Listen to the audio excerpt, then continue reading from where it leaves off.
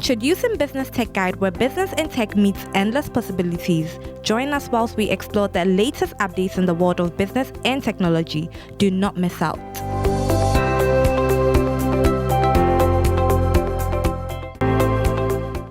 Welcome back to Business Tech Guide, where business and tech meets endless possibilities.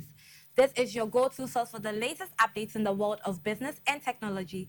I'm your host, Nadia Chantel. This show is sponsored by Tendo Technologies, and we're diving straight into our first segment, Tech in Brief. Tech in Brief. Exciting news from the African startup scene. Kenyan insurer tech powerhouse Pula just secured a massive $20 million in Series B funding, aiming to revolutionize insurance accessibility for smallholder farmers across Africa. Tech in Brief. Lastly, The Folklore, a B2B fashion marketplace, secured $3.4 million from bench strength, Techstars, and Black Tech Nation Ventures. This funding will help The Folklore support more African fashion brands in accessing international markets. That's all we have today for our Tech in Brief segment today. A lovely thanks to our sponsor, Tendo Technologies. We'll be taking a brief break, and when we return, we'll dive straight into our innovator segment.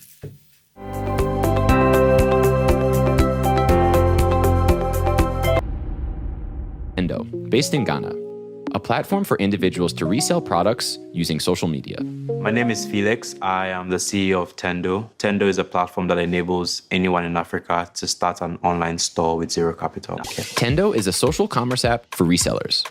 The platform has built a network of suppliers and then handles the fulfillment when an order is placed. For the resellers, after identifying the products they want to sell through Tendo's app, they can add a markup on the wholesale price, which is their profit, and they use social media to sell to their community. They would find the products that they want, and we would guide them on how much they can price, how much profit they can add to the product. But once they share it and they generate orders, Tendo actually fulfills the order, so we deliver to their end customers and send their profits to them. These resellers act as sources of truth and recommendations for the end buyers. Their desire really is to leverage on that community to generate an income. From an earnings perspective, Tendo isn't providing the equivalent of a full-time income for their users. That's by design. They are one part of their users' portfolio of work. Our average user base earns right now about $60 monthly. And I think it's significant because a lot of these users are using the income that they're earning on Tendo for very impactful things. So paying for fees, paying for their children, buying essential things that they need. But our idea is to find something that's very easy. They can do it on their smartphone. They can do it while they're doing all their different other things. And then we can take the heavy lifting and just leverage on what they have, which is their drive, their skills, and the relationships that they've built.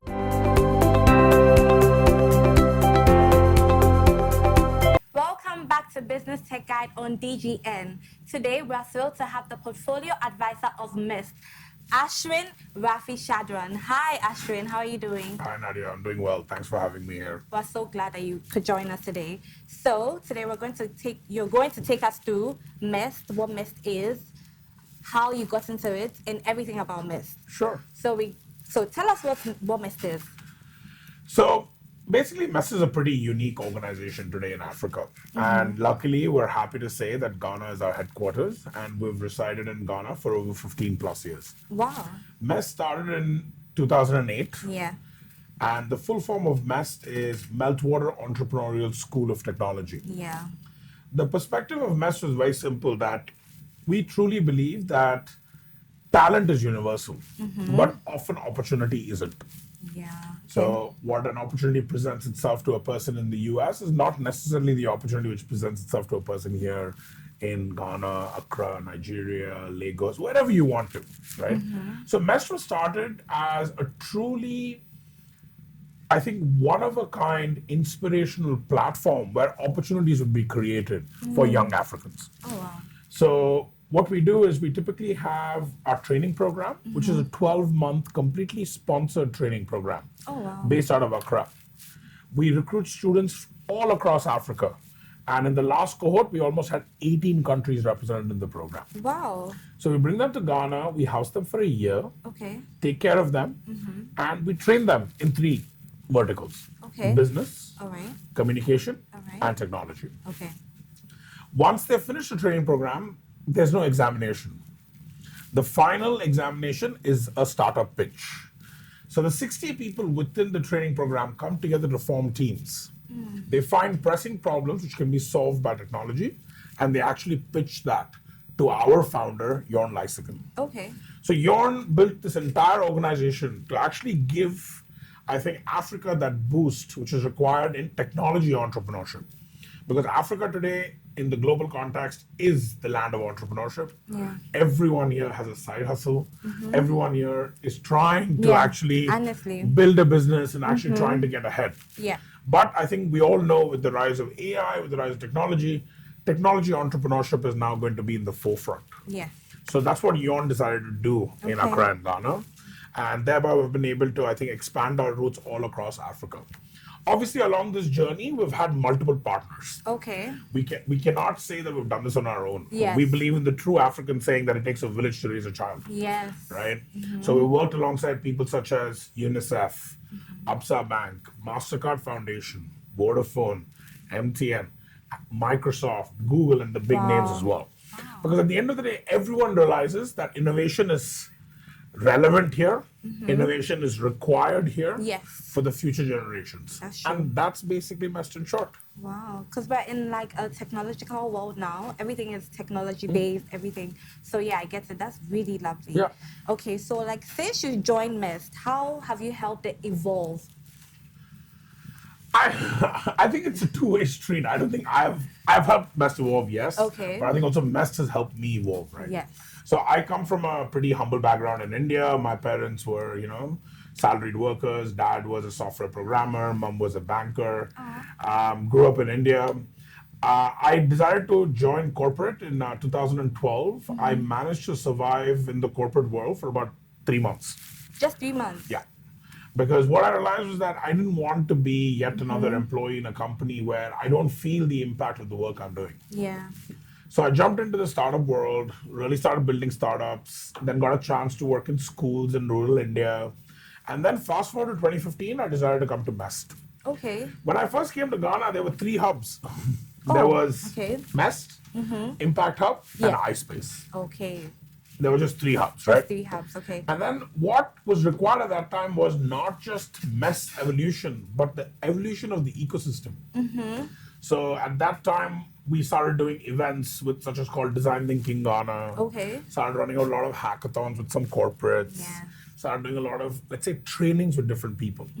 Once you got that base level going, right? Yeah. Then people started You creating. can build upon it. Yeah. All right. People started building companies. They're like, hey, I can do this. Yeah. So maybe I can now do something more. When people started building companies, we started getting other players involved. Yeah. So now people have startups, startups such as Tendo, Troto Tractor, Complete Farmer, Farmer Line, Med Okay. Pharma, Jose. Yes. You have so many of them, right? Okay. All of them came from that bottom layer. So now you've come up. So to evolve that layer, we need to put in money. So that's one of the things which we often do at MEST is we often invest in companies. Yes. So we typically invest anywhere between $50,000 to $250,000, given the business and given the stage of the business. Yeah. So we did that at MEST. And then finally what we realized was that you've done the trainings individually, you've built the companies, Yeah. you've funded the companies. Now you need to help these companies accelerate. Yeah. So we started working a lot alongside partners such as UNICEF, GIZ, MasterCard Foundation to accelerate the growth of these companies. Wow.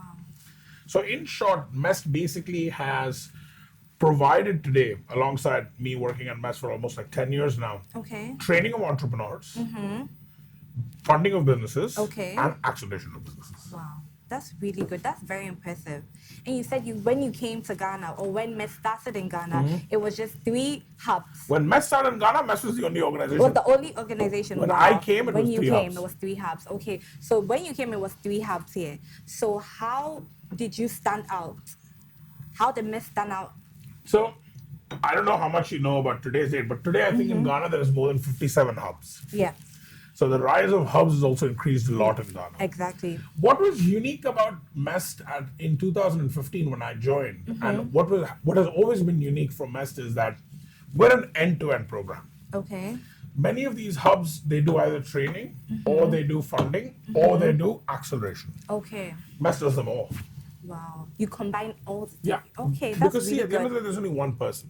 There's Nadia, Yeah. there's George, or Yeah. whoever there is, right? Okay. You require support at different levels Yeah. of being an entrepreneur.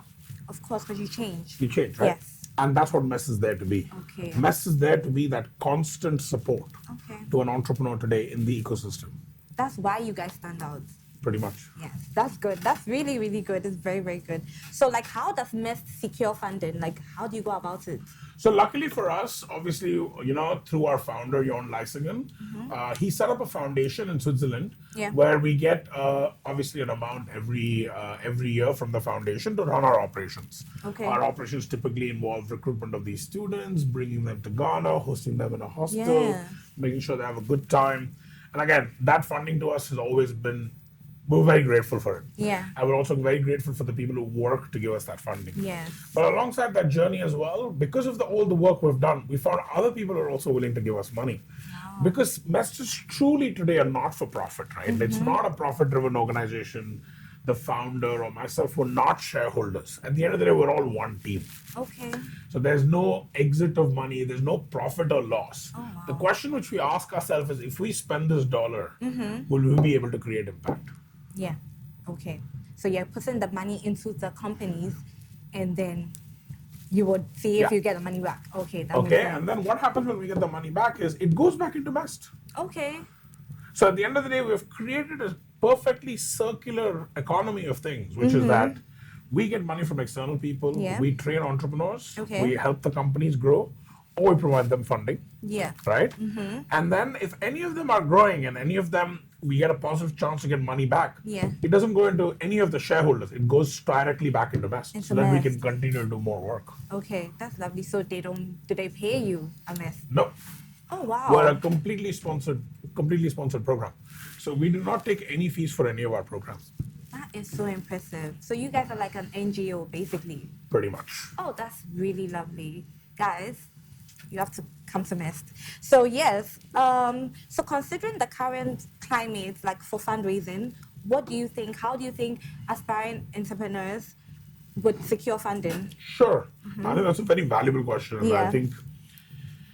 I think we have learned a lot of things from the Western part of the world, but we Yeah. also, I think, learned a few wrong things. Like what? I think being in the race of being a company which is venture capital backed or Yeah. funding backed Okay. is often risky. And I think that is a risk we're seeing today. Okay. See, when this technology ecosystem started in Africa, and I would say probably like, let's say the early 2000s, okay? There was no venture backed money. Wow. There was no private equity at that time investing in tech businesses. Really? right? So people had to build businesses which made them revenue. I get it. Very simple. Yeah. And those businesses today are the giants of the continent. Yeah. I'll give you a few examples. Okay. Interswitch Okay. from Nigeria. Yeah. MTN from South Africa. Okay. Right? These are all names which we know, Yeah. but they also had humble starts. Beginnings, yeah. But they also did not get also money from funders or any Yeah. of those things. They started a They business. put in the work. They put in the work. They started making revenue. Yeah. Then they started expanding. They made more revenue. And then when they became to a stage where they needed money from people, people were begging them to give them money. Money, yes. Because they've made the name, they've Yes. made the credibility So and everything. that's yes. one of the things we often teach at MEST is that let's not be a funding-based company. Let's try to reach towards the path of sustainability. Yeah. So in the business context, we call it break-even point. Okay. All right. Reach that point of break-even as quickly as possible. Yeah. Once you reach that point of break-even, then you start growing your business. Yeah. But also when you reach that point of break-even, investors believe in you. Okay.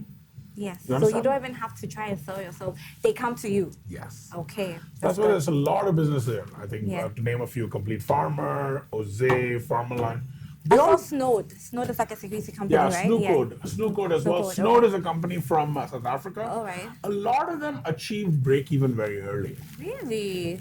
Wow. They're all like, I don't know how much profit they're making, Yeah. but they're breaking even. All right. From what you guys taught them on MEST, Not basically. what we taught them, but I think they also learned it themselves. All right. MEST just tells them this, right? Okay. To live it and to do it is a different ballgame. Okay. And an entrepreneur's hustle is always to be respected. Okay. So the fact that Megan from Jose or Felix from Tendo or Desmond from Complete Farmer or Aloy from Farmerline are able to walk today comfortably amongst people and say, we've broken even. Yeah. That shows a lot, right? That shows a lot. That shows they have really made it. Yes. I think they've made it. Yes. So because of that, I think the funding climate is scary only for businesses which don't have paths of sustainability in them. Yeah. Okay. So Okay. you have to build your business on like solid pillars. Yes. So you can go the Yes. mile. That makes so much sense. Because yeah. if you run after venture-backed money, then you're always listening to what other people think about your business. You're not thinking about what you think about your business. That's true. So, yeah. Wow, that's lovely. So, how does one join MEST? Like, what are the criteria you look for in founders to incorporate them into MEST? Yeah, it's a very simple criteria. Please be Okay. African. So no, there is no other criteria. We have an Really? application form. We don't discriminate based on country. We don't Okay. discriminate based on degree. We don't discriminate based on work experience. Yeah. What we truly look for is, I think, your history to actually change, Okay. your history to actually create potential, Okay. your history to actually create impact. And we see if you join MEST, if we're able to amplify it. All right. Okay. So we've had typical profiles, and I can give you some examples. A guy who basically used to build drones from leftover hardware material By himself. by himself. Wow. That's amazing. Yeah, and he went to China on a full scholarship by himself. And then we interviewed him, and we gave him the offer before he walked out of the door. Wow. Because we're like, oh my God, He's doing the thing. he's doing the thing. Yeah. But we also had other people, like we've had a student once who never went to university but could write code. What? Yeah, he just learned. By himself. Yeah. And he came in, and I'm a programmer, so I love it when other people can program. Probably 10 years younger than I am. And we're writing code on a piece of paper, and he's keeping up with me. And Wow. this is a man who didn't go to university. Wow. He just has it. Yeah. So you look for people who have something Who special have in the them. spark in them. Yes. And I'm not saying all of them need to have such exceptional profiles. Okay. We've had some people who have worked at banks for a long time, Okay. telecommunication companies for a long time, insurance companies for a long time. But they realize that all these big institutions are not able to create the impact. Yes. So what do they want to do? They're passionate. So they're Yeah. like, we'll create the impact ourselves. They want to start their own thing. Yeah, and they do. And we support them. Yeah, that's really good. All right, so they have to have the spark, or they have to know where they're going. Okay, so that's perfect. All right, so can you also highlight any obstacles that you guys went through, like with MEST, starting MEST, founding MEST, everything? Yeah. I think I'm lucky to say, and I think I'm very happy also to say this, that the Ghanaian ecosystem and the Ghanaian people and the Ghanaian government have been very welcoming to us. Oh, that's lovely. We pride ourselves in calling Ghana home, Yes. right? I'm Indian, Jorn's Norwegian. Wow. We all could have been living anywhere else in the world. We could all have been working anywhere else in the world. No, but we're here today You love in Ghana. Accra because we love Ghana. Yeah. It's very simple. And Ghana has a very high respect to education. Yes. Ghana has a very high respect towards technology. And Ghana is a very safe country. That's So true. in all of these regards, it made sense for us to set up base Yeah. here, right? Yeah. The obstacles of running MEST, I wouldn't say have been many. I think for us, because we're an organization which is a not-for-profit, not Yeah. dependent too much on revenue, Yeah. not dependent too much on like what's really happening across, we haven't had too many obstacles. Obviously, the macroeconomics sometimes play, like sometimes inflation gets a Yeah. little too high. I know. Or Forex goes out of control. Yes, that's true. And that time we suffer a little bit, but Yeah. we're a not-for-profit and we take the pain so that we don't stop to provide the impact. Okay. So yeah, I don't think much obstacles, but a lot of I think hard work and determination every day. All right, I'm so happy that you came here and there were not a lot of obstacles, because I know coming here, starting your own business, a bit difficult. So I'm really happy for you guys. We'll be going for a short break. We'll be back and we'll continue with the conversation.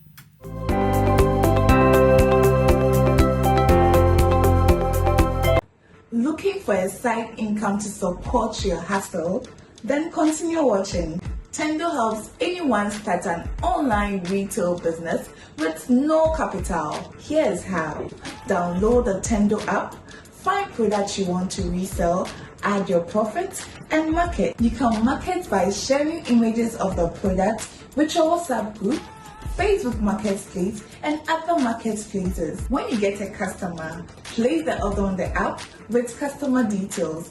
Tendo will deliver and send your profit. All you need is your phone and the Tendo app. Download the Tendo app and begin your side hustle journey with us. Opportunity Spotlight. Welcome back from the break. We're still with Ashwin, the portfolio advisor for MEST. So Ashwin, before I knew it was a 2-year duration for the program, and now it's 1 year. What informed this decision? Yeah, that's actually a fantastic question, and I wish our founder, Yon, was here to do it. Okay. It's ideally that we realized that we didn't want to, I would say, we didn't want to compete with universities in a master's program. Okay. That's the first thing. Yeah. The second thing is when you take a bunch of high energy people who have come together to become entrepreneurs, Okay. and you put them in a classroom for 18 months and do a project for 6 months, they're bored. I get that. The reason why entrepreneurs are entrepreneurs today is because they want to do things. Yeah. So we realized that actually we're doing a disservice to them by keeping them in a system locked in for 2 years. Yes. Can we then replicate our 18-month training Yeah. into 9 months? Can we Okay. then replicate our 6-month incubation or working on your project Projects, yeah. into 3 months? All right. Okay. Right? Because then what would happen is we would train more entrepreneurs Yes. every year. We would be able to build more businesses every year. Yeah.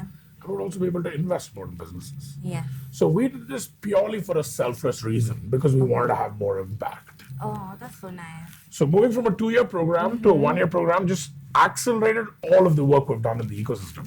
Wow. Because back in the day, you would get a cohort coming out of MEST only like every 2 years. Yeah. Because now, every year there's a cohort coming out. Exactly. Businesses are being built. Yeah, Yeah. and that's what we want. All right. Because we all know that building a business is right place, right time. And if you lose the We right need to place, check the climate. if Yes. you lose the right place and right time, then the business is not attractive. Yes, that's true. So that's one of the biggest reasons why we changed it into a 1-year model. All right. Because I know when people work a lot and use a lot of brain power, they get really tired and Yeah. they want to do a lot of things Yeah. too. So it's good that you guys switched it from 2 years to To a 1 1-year year. program, yeah. That's good. Yes. And I know that throughout the MEST cycle, throughout the training period, the founders often like switch partners and then they change their ideas to find the right fits for them. How does this help them in their success? It's working with different people, right? Okay. So you're a different person. Yeah. I'm a different person. Okay. Let's imagine there is a George, Kojo, and Kwame in the room, right? So all of us are there, 5 of us. Yeah. If I'm working with George all the time, I don't know how it is to work with Kwame and Kojo. Okay. So MEST as an institution today, any project you do, we ask you to always form new teams. It's purely because we want you to work with as many people as you can. Okay. And if you're able to work with the 59 other diverse people in the classroom with you, Yes. then you can pretty much work with anyone in the world. Anyone. That's true. So that's where that thought process comes from. Okay. Because at the end of the day, building businesses is about building it with people. Yes. How many businesses? Teamwork. How many businesses do you know in this world today which has been built by one person? Not many. Yeah. It doesn't really go far if it's just you. So when you need to build a team, you need to get teamwork. You need to get all of these things together. Learn interpersonal relationships, right? Like when I came in, I was nervous. You calmed me down. Yeah. You know, these things often come together when you start working with more and more people. People. Yes. And that's the reason why we do it at MEST. Oh wow, that's really good. So they switch, and then they find the right one for them. Yeah. And at MEST, because also we have so many countries. So you often see a Ghanaian working with a Somalian. Yeah. You see a Nigerian working with a South African. Yes. You see a Zimbabwean working with a Kenyan. It's true. That's true. And you're also fostering like teamwork and Yeah. also building friendships and stuff. And learning yeah. different cultures too, right? Exactly. Yes. That's Like for true. example, Kenyans don't like Ghanaian food because it's too spicy, Yeah. Yeah. right? But Ghanaians love Kenyan food because it's nice. It's nice. It's a vibe. Yeah. Yeah, so that's all you want. So at the end of the day, you're also learning a lot about their culture. That's really lovely. So what would you say are like traits? What would you say you would identify in a founder that would make him successful? Oh my God. I don't think there's any generic traits, but I think if there were, I would probably say it to these three. First one is really discipline. Discipline. Okay. Why I say discipline is every day is different. Every day is a marathon. You running your business is a marathon. Yeah. And Yeah. for that, you need discipline. Yes. You need to rest well. You need to work well. You need to eat well. Take care of yourself well. Yeah. It's discipline. Like for me today, and most of my friends always credit me for this. Is I'm awake at 6 o'clock in the morning, whether I like it or not. Really? Do you have an alarm? No, because I did basketball training in school. Okay. Then I was doing powerlifting and heavy lifting in university. Yeah. Then I used to take the bus early in the morning to go to work because 2 hours away. So the body clock is 6 a.m. now. Get up. Just wakes up. Get up. Okay. Go do your morning routine. 6:45, 7, you're ready to work. Wow. And then you have a clear head and you start working. So what time do you go to bed? I usually 9:30, 10, 11. Really? Oh, 11 and you wake up at 6 Yeah. on the Yeah. Is that 8 hours? 7 hours is fine. 7 hours? It's fine for you? Yeah, it's All right. fine. Okay, that works for you. The All right. second trait, which I think is extremely important for being an entrepreneur, is curiosity, Okay. Yeah. right? Because see, often or not, the first solution an entrepreneur releases into the market is often not the right solution. You need to change, you need to pivot, you need to ask people. And you'll be only able to do that if you're curious about what your customer is going through. Yes. So you launch an app, for example. You see that people are starting to download it. You see that people are starting to use it. But then suddenly you see that people have stopped using it. Exactly. You have questions in your head. Why? And the fact that if you don't call your user up and ask them why they stopped using it and rather make a decision yourself, Yeah. it's only going to shoot you in the foot. That's true. So being able to be curious and being able to go and ask your users what's right, what's wrong, what can I do? Yeah. You should be proactive. Yeah. As a Yeah, so it's that's curiosity, true. proactiveness. I think all of them are the same thing. The final thing, which I think is more on a skill level, is you really need to know what the long-term plan is. Okay. All Okay, right. so that's a bit of strategy. And I'm not saying that you need to know what you're going to be, if today is, let's say, March 10th, right? No one's asking you what you're going to be doing on July 11th, Okay. right? But people need to know because at the end of the day, as a leader, you need to inspire. And if you're not able to tell them in 6 months we're going to be here, Yeah. then why would someone follow you? Honestly, that's true.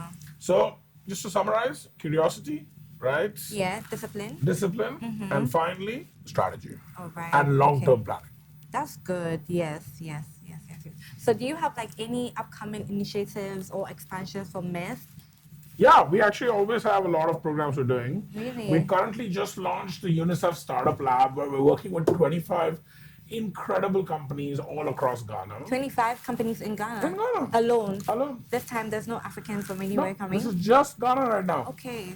Then we're also doing something called the EdTech Fellowship where we're purely focusing on the educational sector Oh, and okay. seeing how technology can disrupt it. Okay. All Okay, right. and then finally, in our flagship training program, at the end in the end of August, we'll be graduating our class, and we will be able to hear some pitches which people will be able to build businesses all Yeah. across Africa. That's really good. That's really good. But I was also looking through your portfolio, and I realized that every year the founders that get the funding it differs. It differs all the time. So what's your criteria to picking the founders that get the businesses that get the funding? So surprisingly, this is something which I love about our founder Jorn is he walks into a room thinking he's going to fund all the businesses, Wow. Okay. and then we illuminate. It's not like we like a particular business or we like a particular sector. Okay. See, the thing also which now I often tell a lot of people is Africa is a big continent. It has 54 countries, which means it has infinite problems which need to be solved, Yes, that's true. right? And the 60 students, when they come together, they form about like 15 or 20 teams. Each one of them looks at a different problem, right? Okay. So what really motivates us to understand and to choose the companies which are to be funded are, can it be first of all solved by technology? Okay. Because we are technology focused. Yes. Do you think it's feasible to solve the problem?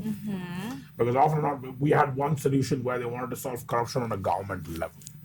Well, it's a very attractive idea, but I'm like, who's going to be your first customer? How are you going to break bureaucracy of 50 years to introduce technology into the government Yeah. sector, right? So we see whether it's feasible or not. The third thing is we test how strong the team is. Okay. Because they've worked with each other so many times Yes. at mass, we're able to see how strong the team is. Okay. And finally, what we really look at is which market are they launching at.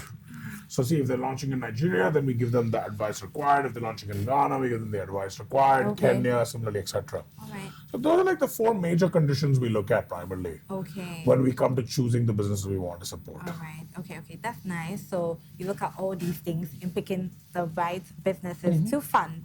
We love that. So can you share like a memorable success story from any of your founders that got funding? Oh my God. Every single day I have so many memories. Really? Which one stands out the most to you, would you say? Okay. This is, again, I don't want to name the company, but I'm sure the people might know what I'm talking about. Okay. So there's a company in Ghana. They started in 2017. They were part of a partner program of ours. All right. The partner only usually supports 2 companies. Okay. Okay? We at MEST made a case to them, saying that we need to support a 3rd company. Really? Okay. Because of how good that was. Yeah, there was something about that company. There Okay. was something about the people in that company. Okay. Okay. So we decided to support that company. The company today is one of the most successful agri-tech companies in the country.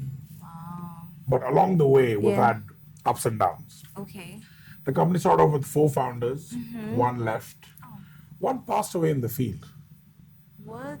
They were doing agriculture in the eastern region and he passed away. Oh. And it wasn't memorable, but all I know is that it made the CEO of the company so determined to be successful. Yeah. Because somebody died. Because a close friend of his Yeah. passed away while doing the job. The job, yes. So, and that for me is, I wouldn't say is memorable, but inspirational. Yeah. Because after that point, we've never looked back. It keeps you pushing, keeps Yeah, you going. every single day. Yeah, exactly. And we were recently, when we, we announced a fundraise, recently his wedding, we all thought of him. Because for us, that was a life-changing moment for any investor, for any founder, for any team player, for any company employee that day. yeah. That one of the founders of the business passed away Whilst doing the job. while doing the job. That's really, Right. really sad, but it's also inspirational. It's inspirational. Because there's no way they can stop now. No, They can't stop. no. Yeah. And we're going to make this a success for him too. Not just for us, for him too. And That's that so keeps him touching. motivated, yes. Yes, that's so, so sorry. That's so touching. Yeah. But yes, okay, so right now, if you think about MEST, what's the one word that you would say MEST encompasses? Energy. Energy. Okay. Do you want to elaborate a little bit on that? I think I would love to invite everyone at the Daily Guide to come to MEST. Okay. Okay. The single one thing anyone who's entered our campus has told us is there's something in the air. Okay. Okay. You catch something when you get there, you just want to do stuff. There's like, some electricity in the air. You know, like Davido sings electricity. Yeah. There is some electricity in the air. And I translate that into the word energy. yeah. The energy at MEST is what defines MEST today. Yes. I don't think you'll meet a single person from MEST today in this ecosystem who won't walk in with a smile on their face, who won't walk in with the right energy, and who won't walk in wanting to change the world. Yeah. That's what MEST is. It's the energy at MEST, which is extremely contagious. Wow. Like we had recently a founder of the Harambe Fellowship. And he has run Harambe for over 19 years. He walks into the MEST classroom, there's 40 people in front of him. He is like, I have never felt the energy from my 17 cohorts of fellows of what I felt from these 40 people. Wow. Everybody is excited to be there. Everybody wants to achieve something over there. Yeah. And everyone's trying to achieve the 3 traits we spoke about. Yes. Discipline, curiosity, and long-term planning. Yes. That's good. You instill that in them as well. So, I'm so touched. I've enjoyed this conversation. you so I've much. learned a lot. Thank you so much. You have inspired me Thank you to so actually much. go out there and come and join MEST. Thank you. Thank you so much for sharing your insights with us today. And we'll be taking a brief break. And when we return, we will dive into our last segment. Stay glued to your seats.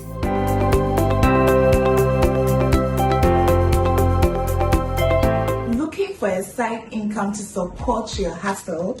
Then continue watching. Tendo helps anyone start an online retail business with no capital. Here's how. Download the Tendo app, find products you want to resell, add your profits, and market. You can market by sharing images of the product with your WhatsApp group, Facebook Marketplace, and other marketplaces. When you get a customer, place the order on the app with customer details. Tendo will deliver and send your profit. All you need is your phone and the Tendo app. Download the Tendo app and begin your side hustle journey with us. Opportunity Spotlight. Welcome back to Opportunity Spotlight on Business Tech Guide, where we highlight potential game-changing opportunities. Today, Afropolitan Ventures, in collaboration with Future Africa, is offering exclusive access to secondaries, meaning the chance to purchase existing shares of 2 startups backed by Tiger Global and Medubila Capital. Do not miss out on this opportunity. If you are interested, head to www.afropolitanventures.com to partake. That's all we have today for our Opportunity Spotlight. Let's head to our next segment, Business Tool of the Week. Business Tool of the Week. Welcome back to Business Tech Guide on DGN. We're heading straight into the last segment, Business Tool of the Week, where we introduce you to the latest technology making waves in the business world. Today, we're diving into the world of Canva, a powerful design tool enhancing the way we create visuals. Canva is a user-friendly graphic design tool with a wide range of templates, images, and editing features. Here's a quick guide to using it.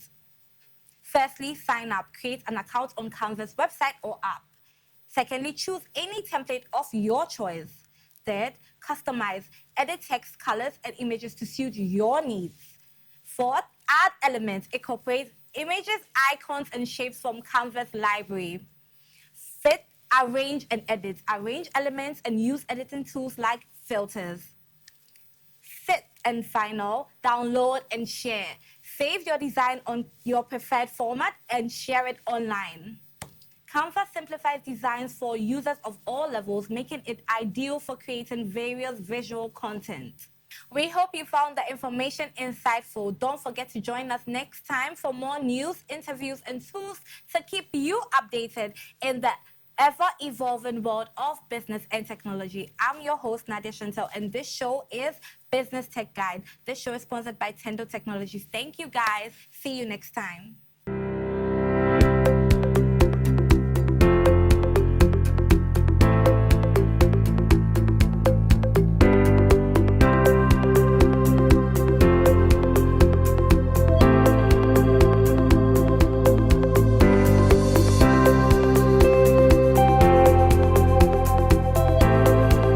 Introducing Business Tech Guide, where business and tech meets endless possibilities. Join us whilst we explore the latest updates in the world of business and technology. Do not miss out.